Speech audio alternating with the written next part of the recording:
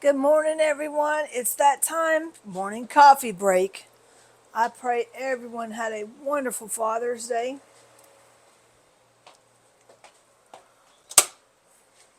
And here we are on Monday. What a blessing, what a privilege to have this coffee. So here we go. Let's go ahead and agitate the milk. And agitate it like so with some firm strokes. And then let it sit. And I've always preferred the hand method to the motor method. All right. I do have an Aero Latte hand, whatever you call it, milk frother, but I just love this Bialetti one. It makes a richer froth, it makes a richer foam, it really brings out the flavor. And one reason I like to use 2% milk is it has less fat, but also less sugar than fat-free milk. And you notice that. I mean, we have to eat according to what is best for us, but I noticed that things that are fat-free are higher in sugar. So just be careful when reading your food labels. When something is labeled a fat-free food, does that really mean it's nutritious? A bag of jelly beans is labeled a fat-free food. I don't think that's so kosher. But what do I know about kosher? I rely on the rabbinical authority to determine that. But, you know, it fat-free, not always good. So this has a little fat, a little less sugar, and it's yummy.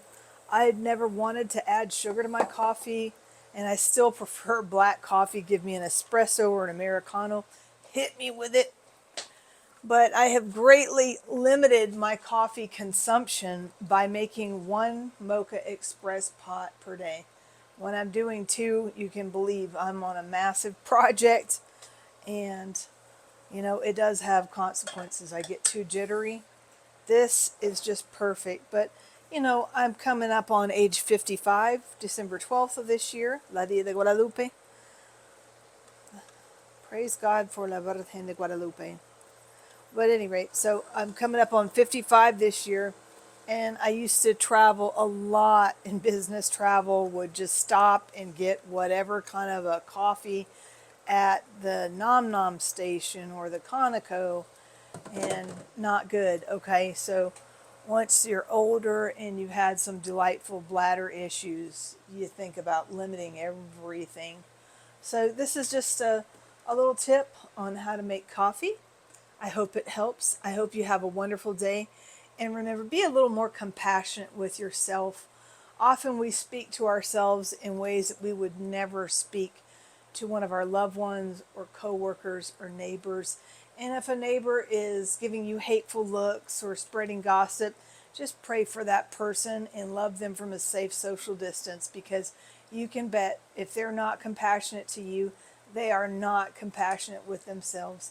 All right, y'all, with that said, God works in his own time, but he's always on time.